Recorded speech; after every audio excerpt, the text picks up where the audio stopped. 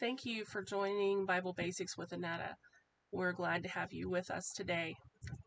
We've been a little bit delayed in getting this latest video out, simply for the fact that I've had COVID, and I've been a little bit unable to record until today. I'm feeling much better. So we want to get right into the study of the Word, and we want to open with prayer. Heavenly Father, thank you so much that you have allowed us to be able to reach out to different ones watching via video. Pray, Lord, that you would bless them and that you would be with them, that you would strengthen them and encourage them by something that is said today.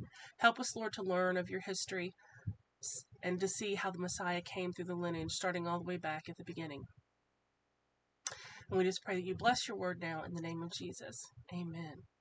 So, we studied the last video that we had. We were in the book of Genesis, and we learned about everything from the creation all the way through to Joseph and the children of Jacob going into Egypt because there was a famine in the land. Joseph had found himself sold into slavery in Egypt by his brothers, and he was able to procure enough food to feed the Egyptians and also his family when they came to ask for help.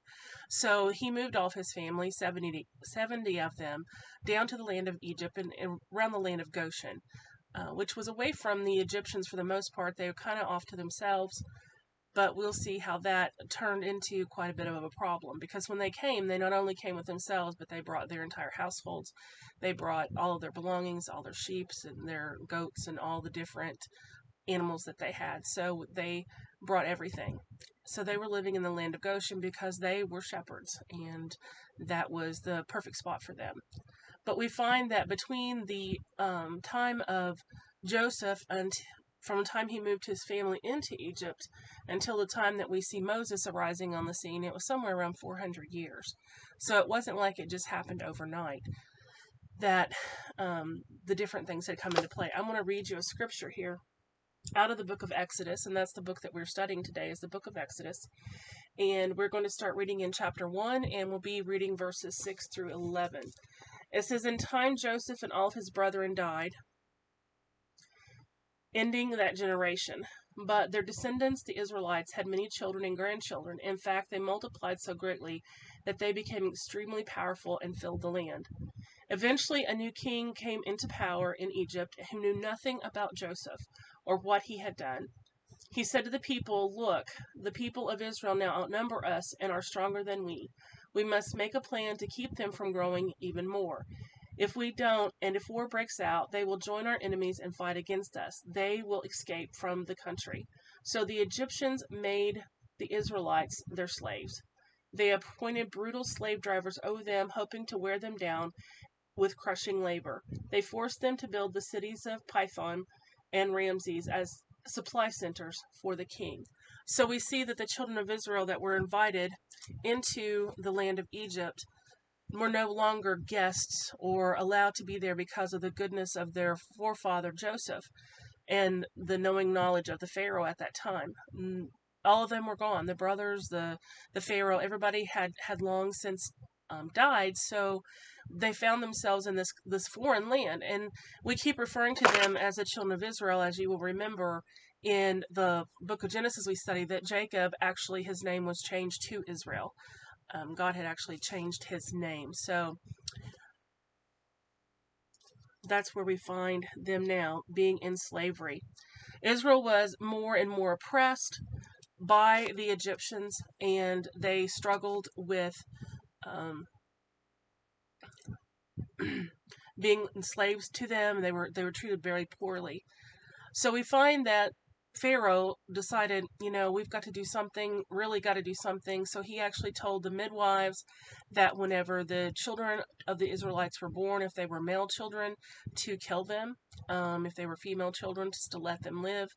But the midwives, they would have nothing of it. They feared God, the word says, and they wouldn't kill the babies. So Pharaoh declared again that if they had a son, then the son had to be thrown into the Nile River.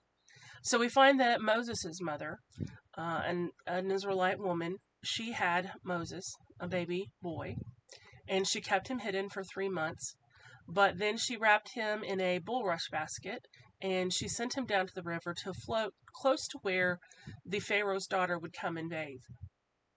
She sent Moses' sister Miriam to watch, and they saw that Pharaoh's daughter found this little child, and she wanted to keep him, and she was wondering about maybe an Egyptian nurse that would be able to nurse and feed him. And so Miriam stepped up and told him that, her mother would be able to do that. So Moses' mother actually was a wet nurse for him and actually was able to raise Moses for quite some time. He grew up in the Pharaoh's household. He had all the best of everything, but he knew that the things that his mother had told him, and he knew that he was an Israelite and that he was not one of Pharaoh's actual descendants, or that he was not even Egyptian. So we find that Moses was out amongst the Israelites, and he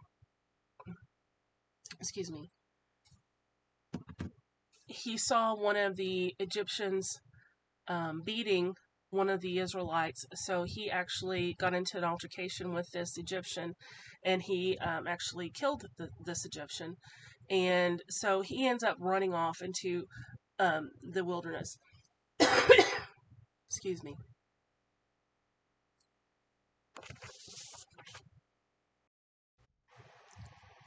We find Moses then in the wilderness for 40 years. He met a man named Laban, and who later became his father-in-law. And for 40 years, he worked out in the wilderness for Laban, and he was out in the fields, and he saw a bush that was burning that was not consumed. So he actually went to see what it was, and out of the bush came the voice of God, said, "Take your shoes off, Moses, because you're on holy ground." And the Lord spoke to Moses and told him that he wanted to go, and he wanted him to tell Pharaoh to let his people go. He was going to be the deliverer for the children of Israel. Moses made some excuses because he didn't feel like he was adequately prepared. He told God that he was slow to speech and wasn't able to speak for the children of Israel.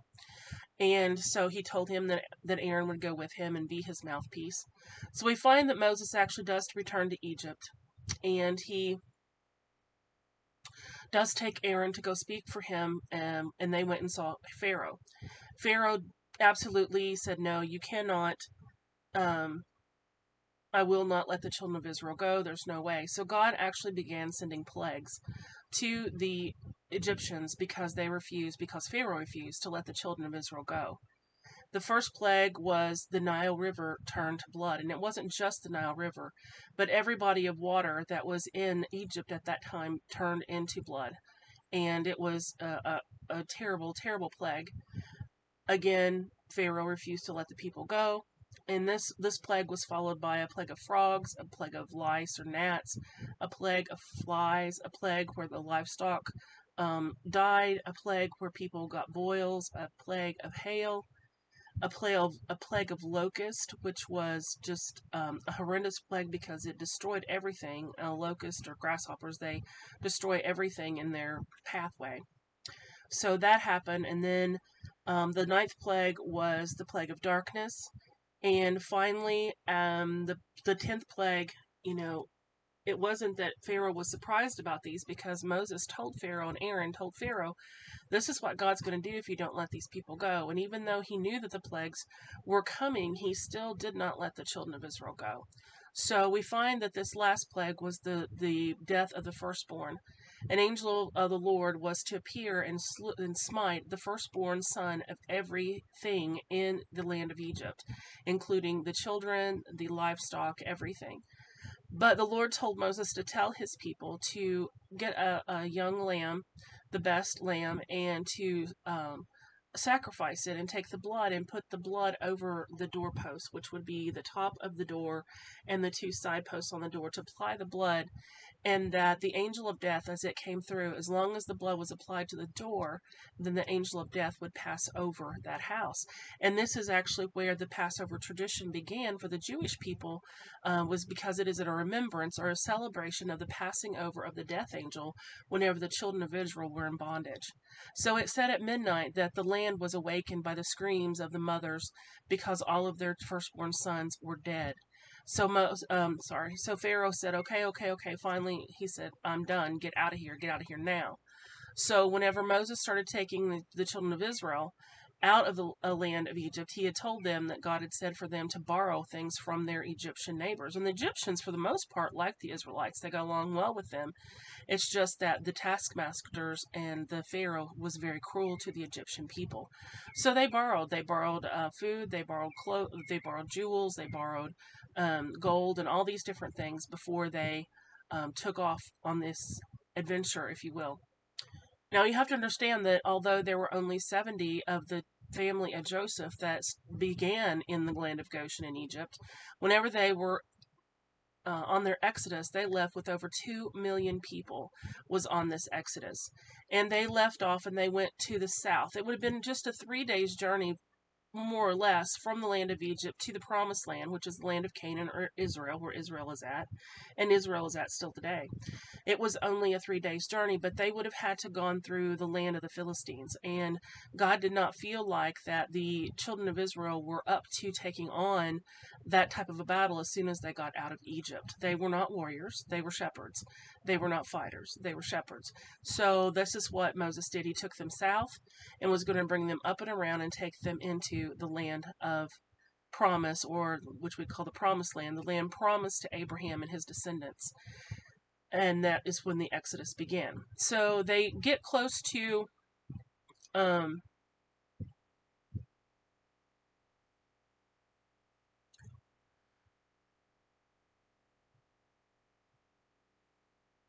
the place where they're going to camp for the first night. They get down to where the Red Sea was at, and by this time Pharaoh, he decided that he'd really made a mistake, that he should not have let the children of Israel go. So he told his soldiers, let's get ready, let's go back, let's go get them. So they took chariots, the finest chariots, and horses and warriors, and everyone, the whole entire Egyptian army, and Pharaoh himself actually went out, and they began to pursue the children of Israel, chasing them. Well, whenever they found them, or the Israelites actually saw them coming, they were stuck between Pharaoh and his army and the Red Sea. And of course, immediately the children of Israel began to complain, Moses, why have you brought us out here in the desert to die? And, basically we're trapped. They were disgruntled. They were like, we were okay in Egypt. Why did you do this to us? Now remember, this was 400 years that had passed, so a lot of the oral traditions from their forefathers probably had lost some of its weightiness, if you will. They don't remember the miracles that happened during the time of Joseph. They weren't that close to the miracles for Isaac and Jacob and even Abraham. They were stories, but they weren't as real to them because they had not seen the hand of God in the way that their ancestors had. So Moses told them, just be still and see the glory of the Lord. And he raised the rod, this rod that was given to him whenever he was by the burning bush. He was told to drop this staff that he had, and when he dropped the staff, it turned into a snake. And whenever he picked it back up, and the snake turned back into a rod. So he lifted this staff across the waters of the Red Sea, and they actually parted. And it said the wind blew that night and made it safe, or made it dried it up so that it was actually dry there. Now, there are some historians and archaeologists and different ones that believe that this was actually a land bridge under the Red Sea, that there was an elevated area, if you will, that was where they were able to walk a little better than they would have been like on the bottom of the Red Sea. But regardless, it was covered by water, and it had to be dry, had to be safe for them to walk across, and God performed that miracle. And all 2 million of them did walk across safely. When they got to the other side and they began rejoicing, and Moses' sister Miriam actually took the tambourine, and she and some of the women began to dance, and they were singing praises unto God. And Pharaoh's army was pursuing right after them. And when Pharaoh's army got all into the Red Sea, God loosed the waters. The waters overcome the army, and all of them that were pursuing the children of Israel were drowned in the waters of the Red Sea. Now we find that the children of Israel were walking towards Mount Sinai. That's where Moses was taking them around that way.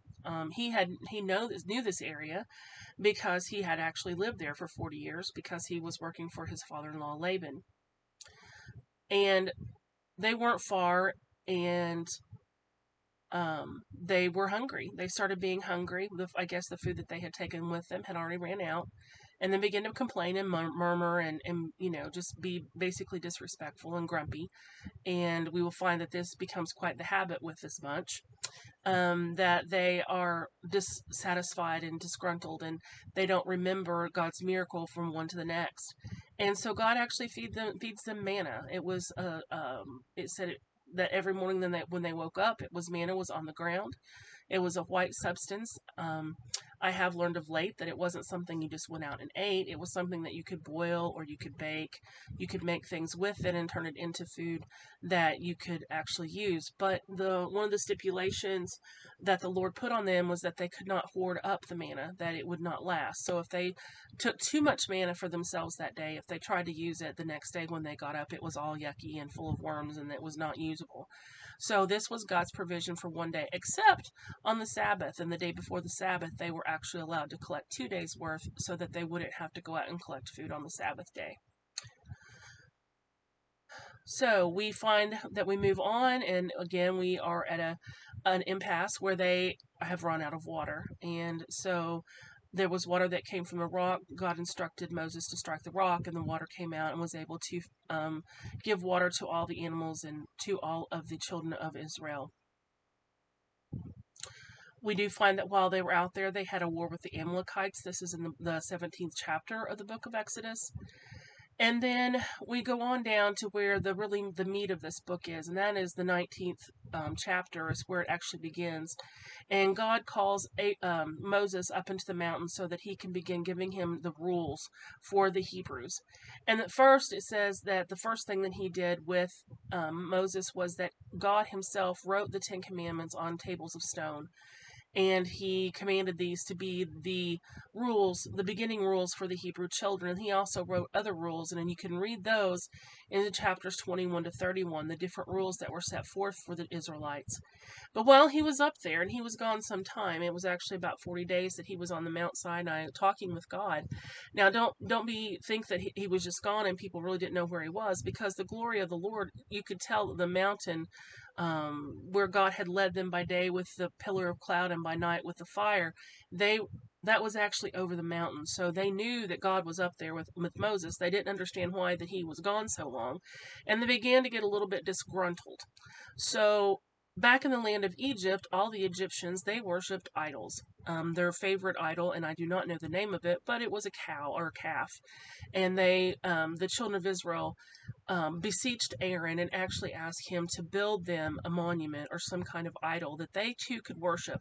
They said they wanted to use it to worship the God that had brought them out of the land of Egypt. And they were trying to mix the worship of the one true God with idolatry. And they kept on, again, grumbling and complaining and making all such of a fuss. So Aaron finally just conceded. He gave up. He said, okay, bring me your gold, bring me what you have, your earrings and different things, and I will make you an idol. So that's what they did. They brought all this to Aaron, and he made them a golden calf. And not only did he make them a golden calf that they loved so much, he actually constructed an altar to which to put the golden calf upon. And when Moses descended down from Mount Sinai from talking with the Lord, he sees this golden calf, this idol that's here with the children of Israel, and they're all worshiping it, and he's just like, I'm sure this was totally dismayed, because here he was trying to get all the rules and reestablish a relationship with God and to become a theocracy. He wanted them to be a people. God wanted them to be a people that was governed solely by God and not by pharaohs or rulers or kings. But he come down, and here they were worshiping this idol. I'm sure that Moses was just devastated that they were doing this. So he threw down the 10 Commandments. They were broken, and there was quite a stir that was raised while he was down from the mountain. And God promises Moses that he would show himself. He promises that he would show himself to Moses, because Moses was asking to be able to see God. God was very unhappy with the children of Israel and the fact that they had made this golden calf. Moses told the people that he would go and speak to God and see if there was something that he could do. And when he spoke with God, God was very angry. And he actually told the people, if I'm not even going to come down and dwell with you right now, because if I were to come and dwell with you right now, I would destroy you. But each one will pay for their sins. So as we move along around the 33rd, 34th chapter, we see that Moses actually ascended back to the Mount Sinai and was able to rewrite the Ten Commandments as the Lord instructed him. It was also there that he was actually able to see the presence of God. God told Moses, "You can't see me face to face." He said, "But I will show you my glory." And he put Moses in the cleft of a rock, and as he passed by, he put his hand over Moses, and Moses was allowed to see the backside of him. So he actually was able to see the presence of God. And they said this time when Moses came down from the mountain from talking with God, that his face shone with the glory of God, and that they knew because of the radiance on Moses' face that he had actually been in the presence of God. There was more different rules that were made for the Hebrews, but one thing that was God instructed Moses about when he was there was that he wanted a tabernacle. A tabernacle is a type of tent, and it was like a temple, but it was a portable temple, and that's why they called it a tabernacle. God gave Moses the instructions, and they actually went about preparing and building this tabernacle, in which that the Spirit of God would actually reside. There, inside of this building or this tent, it was surrounded on all sides by fabric walls, and it was had different things inside of it. Excuse me. But eventually, this was the place where the Ark of the Covenant was housed, and this is where the Spirit of God would actually come and reside. And that is where we leave the book of Exodus with the tabernacle. Next week, we'll be studying about the book of Leviticus, Numbers, and Deuteronomy. Excuse me. And I hope that you guys will tune in then. I apologize that I am a bit sickly, but I did want to bring you up to speed as to where we're at. So God bless you, and hope to see you next week.